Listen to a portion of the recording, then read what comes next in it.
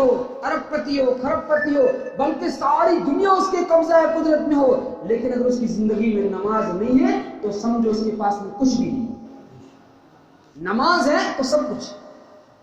ایک بزرگ کا قصہ لکھا ہے، وہ جنگل سے جا رہے تھے، بکریاں چراتے تھے یا پتہ نہیں کیا کرتے، جنگل سے جا رہے تھے، بیچ میں نماز ظہر کی نماز کا وقت ہوا تو ان کو وضو کرنے کی ضرورت پیش آئی۔ کمبھار کا مکان پاس میں تھا، کمبھار کے گھر جا کے انہوں نے مٹی کا لوٹا خریدا اور مٹی کو لوٹے کو خرید کے لے کے آئے اور اس میں پانی بھرا۔ پانی بھرنے کے بعد میں کلی کرنے لگے تالاب پہ بیٹھ کے، تو جو ہی کلی کے لیے پانی منہ میں ڈالا تو میرے بزرگ کو پانی بہت کڑوا تھا، پانی بہت کھارا تھا، پانی زبردست کڑوا تھا، وہ برداشت کڑواہٹ کو نہ کر پائے، بڑے افسوس میں پڑ گئے، بڑی حیرت میں پڑ گئے، بڑی تعجب میں پڑ گئی، پانی کڑوا کیسے ہو، تالاب کا پانی، سمندر کا پانی کیسے کھارا ہو گیا؟ اسی افسوس میں ان کی آنکھ لگ گئی، نیند آ گئی۔ اللہ کی طرف سے نیند کے اندر ان کو بتایا گیا، الہام ہوا، بتانے والے نے ان کو بتایا کہ میرے نیک بندے، تو اتنا ٹینشن میں کیوں ہے، تو اتنا افسوس میں کیوں ہے، ادھر متوجہ ہو، میں تجھے بتاتا ہوں کہ پانی کڑوا کیوں ہوا۔ چنانچہ بتایا گیا، ایک بے نمازی کے قبر کے اوپر سے مٹی اڑی، بے نمازی کے قبر کے اوپر سے مٹی اڑی اور وہ مٹی اڑ کے آ کے کمبھار کی مٹی میں مل گئی، اور پھر کمبھار نے اس مٹی سے برتن بنائے، انہی برتنوں میں کمبھار نے اس لوٹے کو بھی بنایا۔ اب اس لوٹے میں پانی کڑوا نہیں ہے، لوٹا کڑوا ہے، اس لوٹے میں چاہے تم پانی ڈال، چاہے شربت ڈال، چاہے گھی ڈال، چاہے دودھ ڈال، جو کچھ بھی ڈالے گا ہر چیز کو یہ کڑوا کر۔ افسوس افسوس، ہم سوچے بزرگوں، ایک بے نمازی جو قبر کے 1.5 گز اندر ہے، اس کے اوپر سے جو مٹی اڑی ہے، اس کا یہ حشر ہے کہ اس نے سمندر کے پانی کو کھارا کر دیا، کمبھار کے برتنوں کو کھارا کر دیا، تو جو بے نمازی قبر کے اندر ہوتا اس کا کیا حال ہوتا ہوگا، اللہ ہی معلوم۔ اس لیے بزرگوں، اتنی ہی درخواست ہے نمازوں کا اہتمام، نمازوں کی پابندی کا، نمازوں کا خیال رکھیں۔ زندگی گزر رہی ہے، اللہ نے زندگی گزارنے کے لیے ہمیں نہیں دی ہے، اللہ نے ہمیں زندگی بنانے کے لیے دی ہے۔ ارے گزارتے تو جانور نہیں، زندگی تو جانوروں کی بھی تو پوری ہو رہی نا، گھروں کی بھی تو پوری ہو رہی ہے نا، ہمیں اللہ نے زندگی بنانے کے لیے دی ہے۔ ہمارا صبح سے لے کے شام تک، شام سے لے کے صبح تک، ہر گھڑی، ہر وقت، ہر لمحہ، ہر پل اللہ کی یاد میں گزرے، اور 5 وقت نمازوں کا اہتمام۔ شاعر کہتا ہے، پڑھا نماز پنجگانا نہ کر اس میں کوئی بہانہ، پڑھا نماز پنجگانا نہ کر اس میں کوئی بہانہ، اسی میں تیری جنت ہے ورنہ دوزخ ہے تیرا ٹھکانہ۔ 5 نمازیں ادا کرو، یہ ادا خدا کو پیاری ہے، ساری نمازیں ادا کرو، یہ جنت کی تیاری ہے۔ پڑھا نماز پنجگانا نہ کر اس میں کوئی بہانہ مت کرو کہ بچے نے کپڑے پہ پیشاب کر دیا، یا سر میں درد ہو گیا، یا زکام ہو گیا، کہ بخار ہو گیا، یا سفر میں تھا۔ خدا کے یہاں پہ کوئی بہانہ نہیں چلے۔ جب تک انسان کے اندر ہوش حواس ہے اس پہ نماز فرض ہے۔ اگر ہوش کی حالت میں بندہ نماز کو قضا کرتا ہے، نماز کو چھوڑتا ہے، اس کا بہت بڑا گناہ ہے، بہت بڑا گناہ ہے۔ نماز قضا کر کے پڑھنے کے بارے میں اللہ کی نبی کی حدیث ہے، 2,88,00,000 سال اس کو جہنم میں جلنا پڑے گا۔ ایک نماز قضا کر کے پھر پڑھ رہا ہے، قضا کر، اس کا عذاب یہ ہے کہ 2,88,00,000 سال اس کو جہنم میں جلنا پڑے گا۔ جو نماز کو چھوڑ رہا ہے اس کا کیا حال ہوگا؟ اس لیے میرے بزرگوں، اللہ کے واسطے ہاتھ جوڑ کے درخواست ہے، نمازوں کا اہتمام کرو۔ جو بزرگ نمازوں کی پابندی کرتے ہیں قابل مبارکباد، ان کی نمازوں کو اللہ قبول فرمائے۔ لیکن بزرگوں، اللہ نے قرآن کریم میں کیا کہا ہے؟ اقیموا الصلاۃ، نماز کو قائم کرو، نماز کو قائم رکھو۔ پورے قرآن میں اللہ نے نماز پڑھنے کا نہیں کہا ہے، نماز قائم کرو، نماز قائم رکھو، یعنی خود بھی پڑھو اور اس کے ساتھ ساتھ میں اپنے رشتہ داروں کو، گھر والوں کو، محلے والوں کو، ملک والوں کو، تمام لوگوں کو نمازوں کی دعوت دی۔ ہم سب کی ذمہ داری ہے۔ کوئی بزرگ یوں نہ سمجھ لے، حاجی صاحب یوں نہ سمجھے کہ میں تو 5 ٹائم کی نماز پابندی کے ساتھ پڑھتا ہوں، میرا معاملہ حل نہیں ہوگا۔ بنی اسرائیل کا ایک واقعہ آپ نے سنا ہوگا، 1000 سال کا عابد، 1000 سال تک اس نے اللہ کی عبادت کی، 1000 سال تک پورا دن اس نے روزے رکھے اور پوری رات اللہ کی یاد میں اسے نمازیں پڑھی، قرآن کی تلاوتیں کی، اللہ کو یاد کیا، اللہ کی طرف سے ایک مرتبہ اعلان ہوا کہ فرشتوں جاؤ بنی اسرائیل کی قوم کو دونوں پہاڑوں کے بیچ میں پیس۔ فرشتے آئے، فرشتوں نے دیکھا کہ ایک اللہ کا بندہ سجدے میں پڑا ہوا ہے، تجھے یاد بھی کر رہا ہے۔ واپس جا کے اللہ کو بولا، اے اللہ ہم گئے تو تھے لیکن وہاں ایک تیرا برگزیدہ بندہ، نیک بندہ، تو کئی ہزار سالوں سے تیری یاد میں ہے، تیری نمازیں پڑھتا ہے اور تجھے یاد کرتا ہے، اللہ اس کا کیا کریں؟ وہ بھی بیٹھا ہوا ہے۔ اللہ نے کہا اس کو بھی ساتھ میں پیس دو۔ کیا کہا؟ اس کو بھی ساتھ میں پیس دو۔ فرشتوں نے پوچھا، اے اللہ تیرا نیک بندہ ہے، اس کو پیسنے کی وجہ کیا؟ اس کو کیوں مارے؟ اس کو سزا کیوں دے؟ اللہ نے کہا اس نے خالص اپنی فکر کی، اپنی نمازوں کا سوچا، اپنے روزوں کا سوچا، اپنی عبادات کو سوچا، اپنے پڑوسیوں کا، گاؤں والوں کا، محلے والوں کا، عام مسلمانوں کی اس کے دل میں فکر تک نہیں آئی۔ یہ حال ہوتا ہے بزرگوں۔ اس لیے کوئی یہ نہ سوچے کہ میں تو گھر میں بیٹھے میری 5 وقتہ نمازیں پڑھ رہا ہوں، میں تو بری ہوں، نہیں، ایسا نہیں ہوگا۔ نبی کریم صلی اللہ علیہ وسلم نے حجۃ الوداع کے موقع پہ تمام صحابہ کو جمع کیا، 1.25 لاکھ صحابہ کا مجمع تھا قریباً، اور کہا کہ میں نے صحابہ تم تک دین کی بات کو پہنچا دیا؟ صحابہ نے کہا قالوا بلا، جی ہاں آپ نے ہم تک دین کی بات کو پہنچا دیا۔ نبی کریم صلی اللہ علیہ وسلم نے کہا اب تمہاری ذمہ داری ہے آگے تک دین کی بات پہنچانا، پھر اس کے بعد میں ان کی ذمہ داری ہے، پھر ان کی ذمہ داری ہے، قیامت تک جو مسلمان دنیا میں آئیں گے سب کی ذمہ داری ہے اس دعوت و تبلیغ کے کام کرنے کی، آگے سے آگے دین کی بات کو پہنچانے۔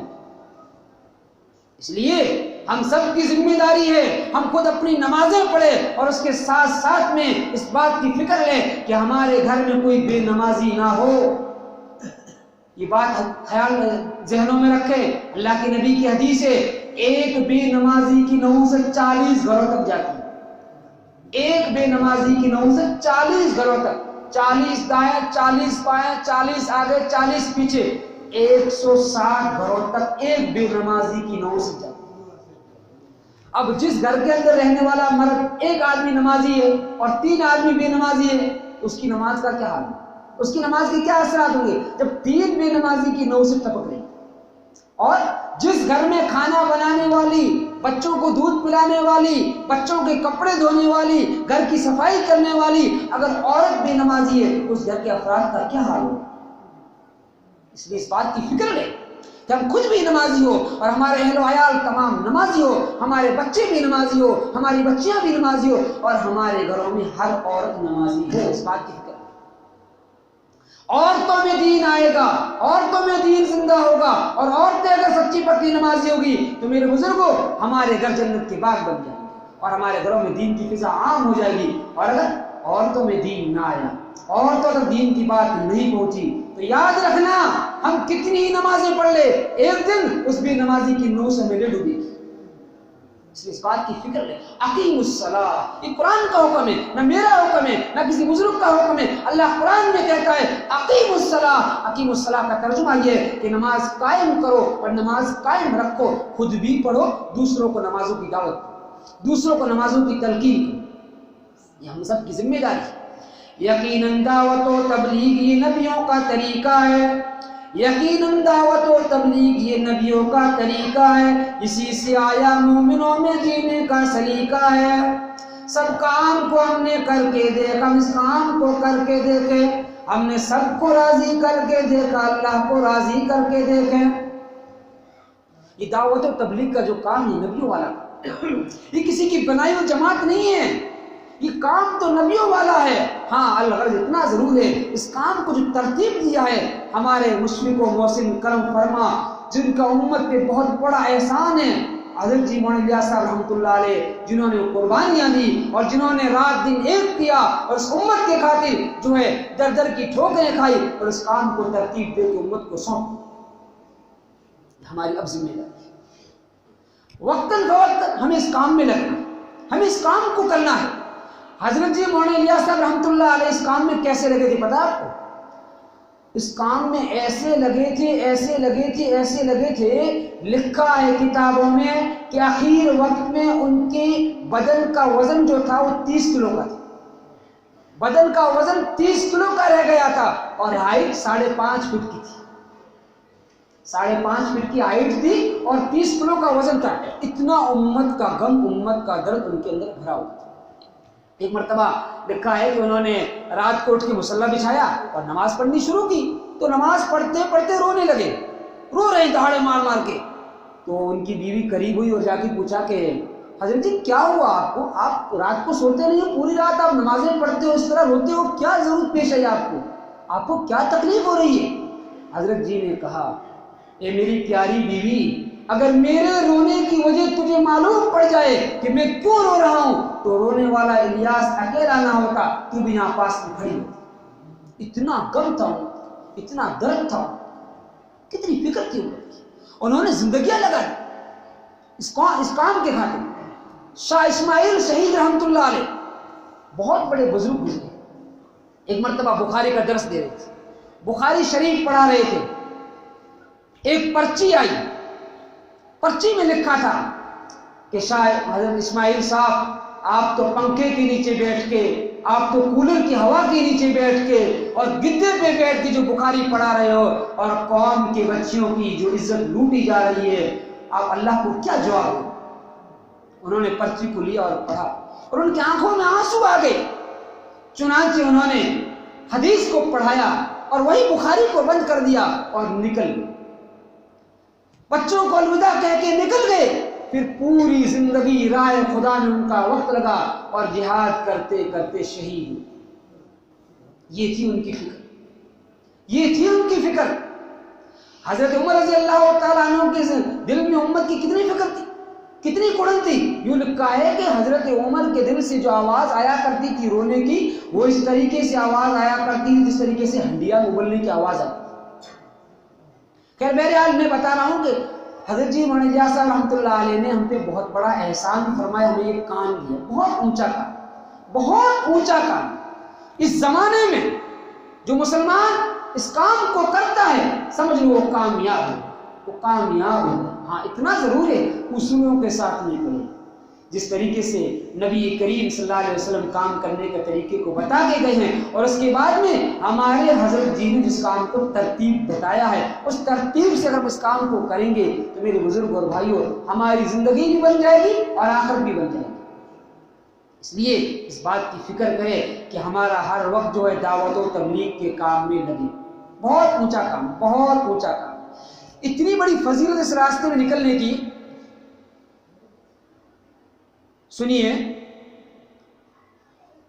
कि राह खुदा वाला जो रास्ता है, दावत और तबलीग का जो काम में निकलने वाला जो रास्ता है, इतना ऊंचा काम, इतना ऊंचा रास्ता है।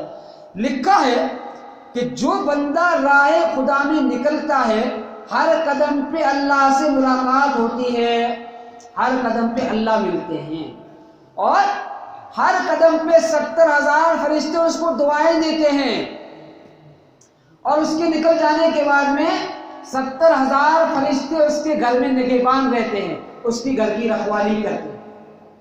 कितना ऊंचा काम होगा, कितना बड़ा काम होगा। इसलिए मेरे बुजुर्गों, इस जिंदगी को गनीमत समझो, इस उम्र को गनीमत समझो, और जिंदगी को अल्लाह की याद में लगाओ, अल्लाह की याद में गुजारो, नबी करीम सल्लल्लाहु अलैहि वसल्लम के तरीकों के मुताबिक जिंदगी गुजारो। मुझे मुख्तसर थोड़ी बहुत सारी बातें मुझे कहनी थी, वक्त बहुत ज्यादा हो चुका है। नबी करीम सल्लल्लाहु अलैहि वसल्लम के हमारे ऊपर बहुत बड़े एहसान। खैर दावत तबलीग की काम आई, मगरिब बाद बयान जिसका भी होगा वो तशकील करेंगे। मेरी आपसे गुजारिश है कि हर आदमी उसमें अपना वक्त दे, और जो है अपनी गुंजाइश के हिसाब से होना ये चाहिए। लिखा है कि जिंदगी में कम से कम 4 माह हर इंसान के लगे। 4 माह लगने के बाद में जिंदगी की तरतीब समझ में आती है, और इस काम की भी तरतीब समझ में आती है। और दूसरी बात, सालाना चिल्ला लगे। 4 माह लगाई, बहुत सारे हमारे भाई हमारे इलाके में बैठे हैं, आज उस काम से दूर हो गए। क्यों? कि उनका सालाना चिल्ला नहीं है। जिनका सालाना चिल्ला पाबंदी के साथ में लगता रहता है, समझो वो काम से जुड़े रहते हैं और काम उनको समझ में आता रहता है। जिन्होंने सालाना चिल्ला छोड़ दिया, सालाना चिल्ला पाबंदी के साथ में नहीं लगाया, और उन्होंने उस काम को छोड़ दिया। अच्छा, तीसरी बात, हर महीने 3 दिन लगाए। بزرگوں، ہم دعوتوں کے لیے، ہم شادیوں کے لیے کہاں کہاں چلے جاتے ہیں اور کتنے کتنے دن خرچ کر دیتے ہیں۔ ہمارے بہن کی یہاں شادی ہوتی ہے، ہم ایک دن پہلے چلے جاتے ہیں، ماہرہ لے کے جاتے ہیں، دوسرے دن نکاح میں شریک ہوتے ہیں، تیسرے دن واپس آتے ہیں، 3 دن ہمارے خرچ ہو جاتے ہیں، 3 دن ہمارے چلے جاتے ہیں۔ ایک دعوت پہ ہمیں دور جانا پڑتا ہے، ہمارے 2 دن چلے جاتے ہیں، اور خدا نہ کرے کوئی بیماری گھر میں آ جائے تو ہاسپٹلوں میں تو نہ جانے کتنے کتنے دن چلے جاتے ہیں۔ اس لیے بزرگوں، اس بات کی فکر لیں کہ ہماری ماہانہ 3 دن پابندی کے ساتھ میں لگے۔ فضیلت بتاؤں میں آپ کو، جو بندہ 3 دن ہر مہینے پابندی کے ساتھ میں لگاتا ہے، اس کو پورا سال اللہ کے راستے میں وقت گزارنے کا اور نکلنے کا ثواب ملتا ہے۔ کیوں؟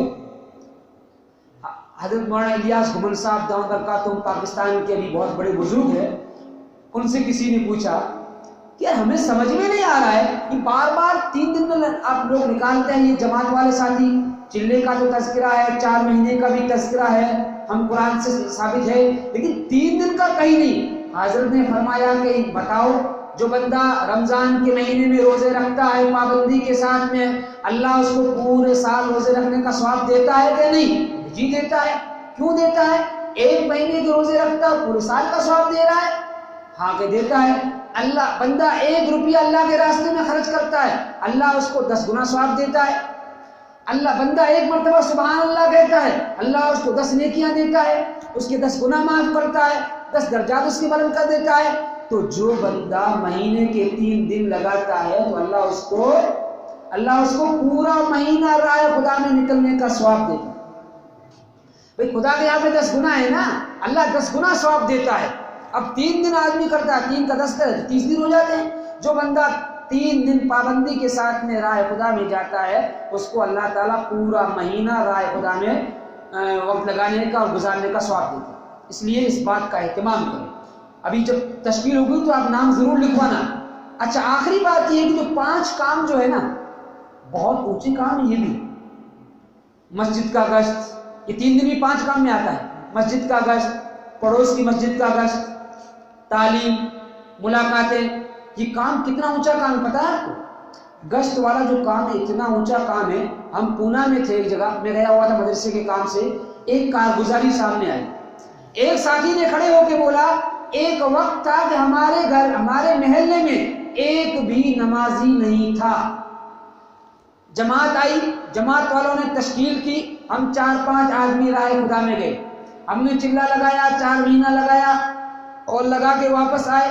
واپس آنے کے بعد میں ہم نے گشت والا کام شروع کیا، ہم نے ہر ہفتے گشت والا کام شروع کیا۔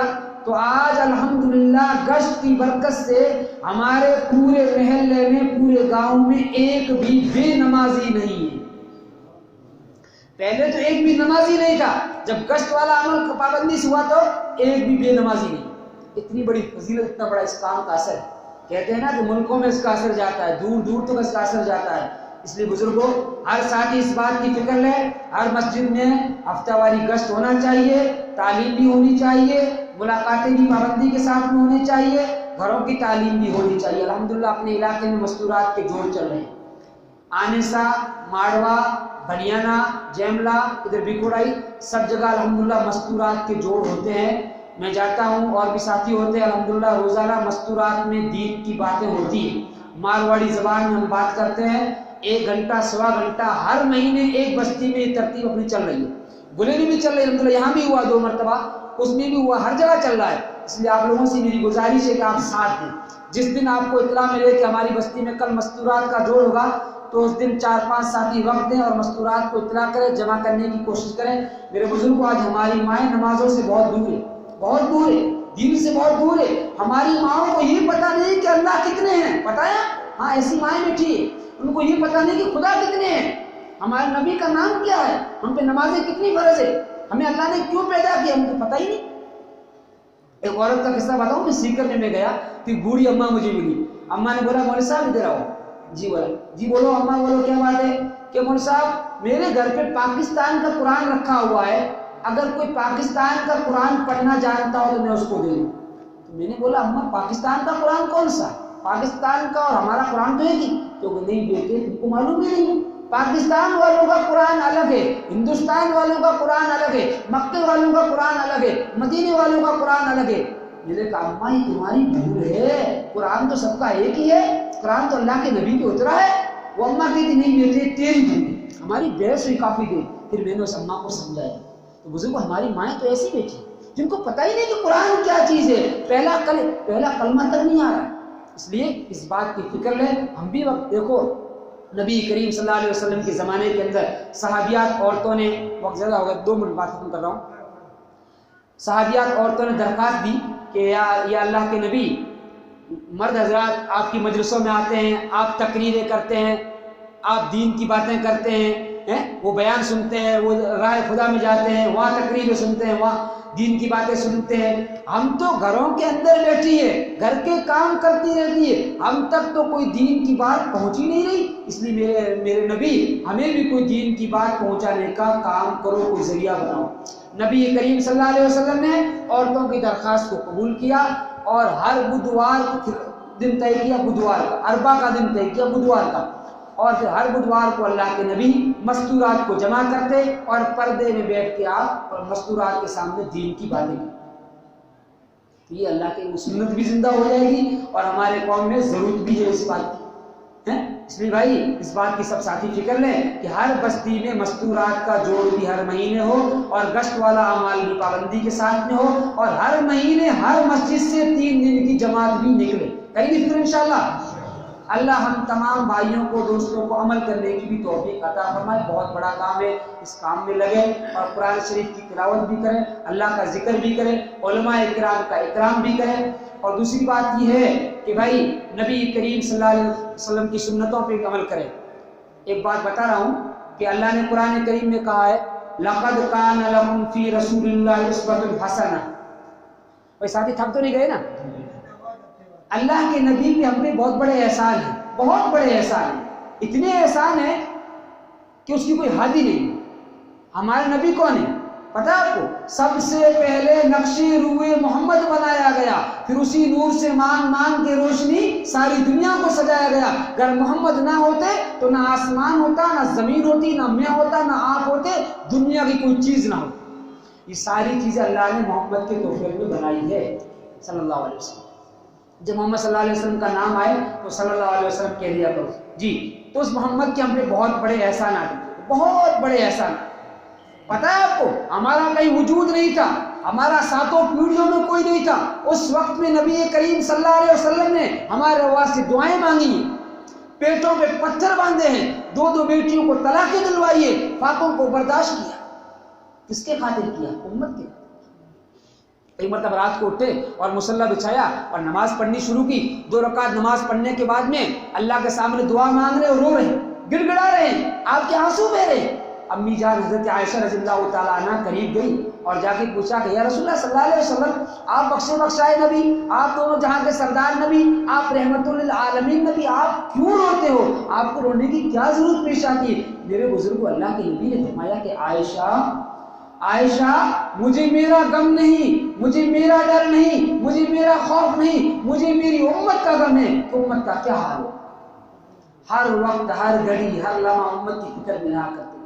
نبی کے بہت احسانات ہیں بزرگوں۔ لوگ مکے کے بازاروں میں میلہ لگایا کرتے تھے مال بیچنے کے لیے، مال خریدنے کے لیے، لیکن میرے آپ کے آقا تاجدار مدینہ سرکار بطحہ رسول ہاشمی محمد عربی صلی اللہ علیہ وسلم لوگوں کو جمع کرتے تھے۔